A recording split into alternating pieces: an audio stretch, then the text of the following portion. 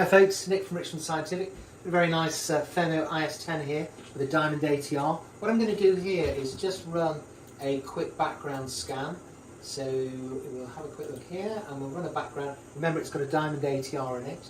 And then I'm going to put a sample of polyethylene into the machine or onto the crystal and we'll have a look. So that's what we're expecting, 5 of 8 scans there. So that's nice. We'll add that to window 2, which is there. Okay, we'll open a new window now, window 3, polyethylene. We'll put a sample of polyethylene on here. Going to collect sample.